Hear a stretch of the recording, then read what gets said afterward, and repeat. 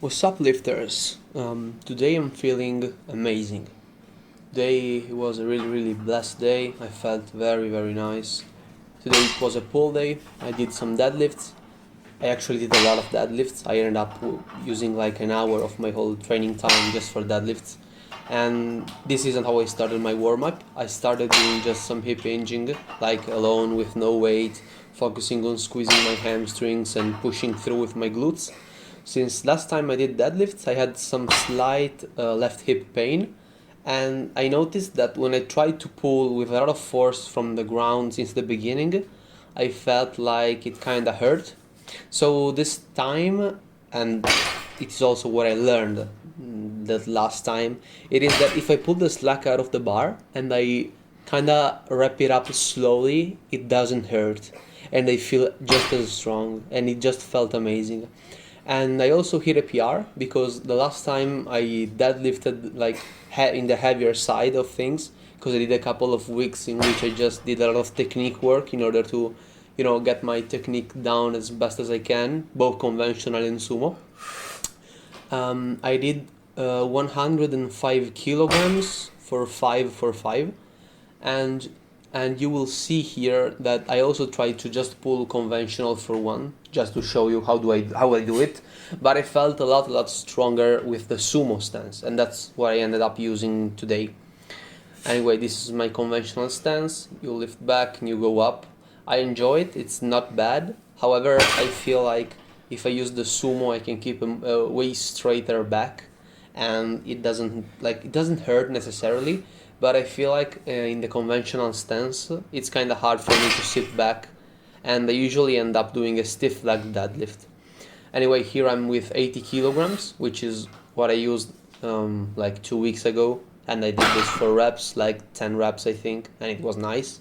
And yes, still a couple of weeks ago I did 95 by 5 by 5, 95, sorry, by 10 by 4, so I did some volume, and it wasn't too bad. But again, I wasn't pulling slowly like this time, focusing on putting the slack out of the bar, and it was kind of hard for me to pull it that way. So now I'm using straps so that the bar doesn't really fall out of my hands. So last time I mentioned how I don't really like to pull with the hook grip or with the mixed grip, and there is a very specific reason for that. And first one is that I want to just bodybuild, so to me there is no value in being able to pull with I think it's called the IPF rules, which is the Powerlifting Federation, I believe, and they don't allow straps, of course. So for me there is no value in not using them, and I can't use a hook grip. The bar that I'm using, I believe it's called a powerlifting bar, which is pretty stiff in theory, and it's 28 millimeter, and I have really tiny hands, and 28 I believe is the standard measure, and I just can't wrap my thumb around it in order to get a hook grip. And I also have no reason to use a mixed grip, because I noticed that a lot of people end up tearing their biceps and end up having what is called a deadlift helicopter. Since your hands aren't facing the opposite ways, the weight just ends up slowly turning while they are lifting it up, and it's kind of ridiculous. Since I've never had any kind of formal training, I learned everything alone, so having to fix another problem is kind of dumb for me. So I just ended up using the straps, and I feel good using them, so I really don't have any reason for avoiding them. Anyway, you can really see how I pull the slack out of the bar, since the bar starts slowly bending and then I lift it up, and it really feels nice. And I have to tell you to check out Calgary Barbell, because he explained it so well, and I never noticed how I never did it, and I just went straight up. You see, 105 was my previous working set, and I tried doing it sumo, and it just flew up for me. This didn't feel like an eternity.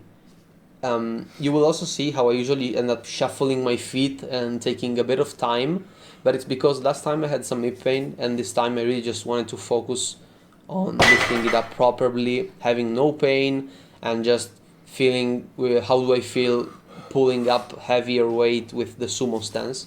And today I really felt good. I also used long socks in order to avoid all the scars, not the scars, how it's called, the scratches that you get from the bar pulling towards your tibia. However, I also noticed that when I pull sumo correctly, the bar just stays extremely close, but I don't pull the bar towards my tibia, which is amazing. So I could, in theory, deadlift without using my socks. However, until I'm 100% sure, I will just keep using them. Another thing I noticed is that after I pull sumo, if I quickly return to a normal human stance, I feel like my hip kind of still flares up a bit, and I think I noticed it during this set. And what I ended up doing is just doing it extremely slowly. So I just finished my exercise, and then I let my hips take a moment to breathe, and then I close my legs, and everything feels amazingly fine. And today, man, I really felt blessed, you know. There are tons and tons of people who lived life in such a way that they really can't, like, their lives are so hard, and we as lifters, we should just take example from them and not skip days of training for random reasons, like, oh, I feel tired. Who cares? Just go, just lift some weight. And always remember that, at least for me, I kinda always felt bad for not going to the gym, but I never felt bad for going to the gym. And if I injured myself, it was because I was stupid and I did something wrong, not because of the gym itself. The gym is a tool. The barbell, the weights, they are all a tool, and it depends on how you use them. So always cherish these moments, appreciate that you're able to lift weights, because it's really amazing, and we should all remember how lucky we are. And always remember there are some people who can't do this, who would love to do it. Maybe they're born without a leg, without an arm. Man, what are we talking about? Just lift the damn weights and enjoy it, and share the passion with others. Anyway, I ended up recording 3 of my main sets. I did a 5x5. This is the second one, and as you can see, I was still, and I am still, kinda shuffling my feet around in order to have the perfect position. I did this thing and it kind of hurt, so I went like, okay, no more, I can't do that, I have to do it slowly. And I ended up recording the last one from the side, so you can see how my back is kind of straight. It seems as if it's slightly turned, but it's just because of the t-shirt. I can guarantee you that it's not slightly bent, it's pretty straight. And I also learned another really interesting thing, I believe, from Calgary Barbell, which is that it's not that having a round back is necessarily something that will make you injured.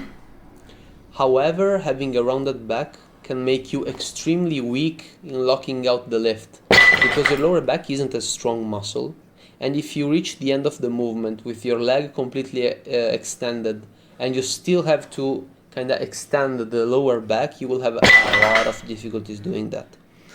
Anyway, this is the main reason why you want to keep it back as straight as possible, and it's also the reason why some deadlifters, which are pretty tall, end up using sumo instead of conventional, and that's because of their back, because they have such long legs that they really can't reach the bar and keep a decent back position. Like my friend, he's also not really flexible, but he pulls conventional, but he has quote unquote bad form, so I don't really like if he deadlifts.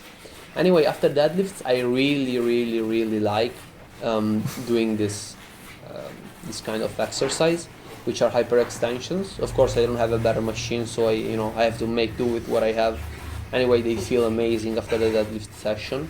I do like 15 of these, maybe 2 sets. I just recorded one because it's not that hard. So you do this, and then you go hang on a bar, or just keep yourself elevated and let your spine kind of decompress after all the heavy lifting, and it really feels amazing, and it helps a lot with the pain that you usually feel the day after, but this helps me a lot, and I ended up feeling no pain. We then moved on and we did some weighted chin-ups. This is my first set, and it went extremely smoothly.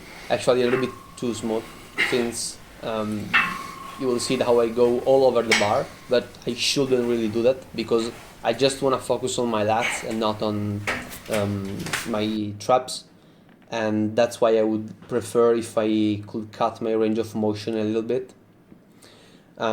Anyway, they went pretty nice. I felt strong, and even during my last set, it went pretty decently.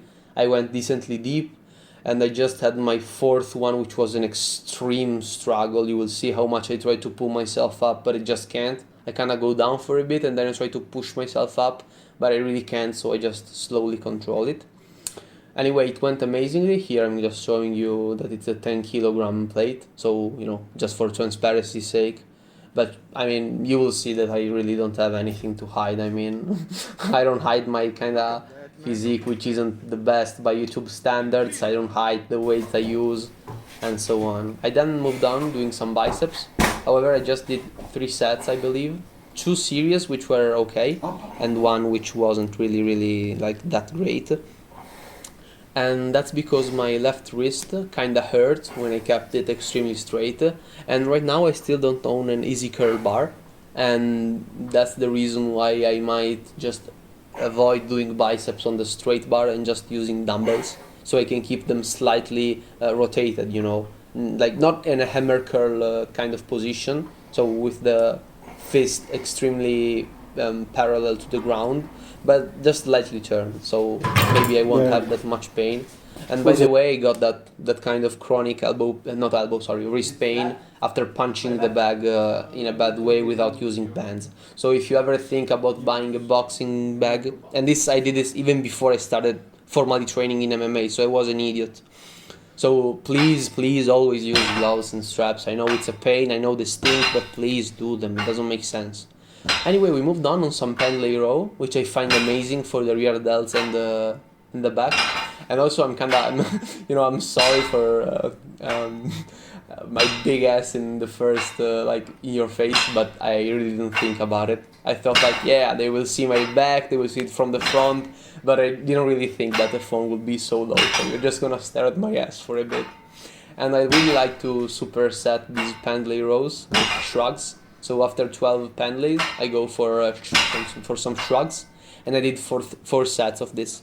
You will notice that my training basically is pretty much 5 sets, if it's something of, let's say, strength and lower reps, and it's always 4 sets of 12 or more reps if it's for hypertrophy. Right now I'm doing shrugs, I know you can see it, I'm very sorry, but I'm working on buying a tripod for the phone, so I will have much better camera angles. Anyway, I did this 4 times, it was nice, I was extremely spent after the deadlift, and these are inverse bicep curls, which didn't hurt my wrist, so we can clearly see that the problem is the complete supination of the hand and not the pronation. This felt nice. I did the first one with the thumbless grip, which helps you involve the brachioradialis a little bit more. And I did the last one keeping my my thumb under the bar, which helps a little bit, and it also allows you to keep curling the bar even when you're more fatigued.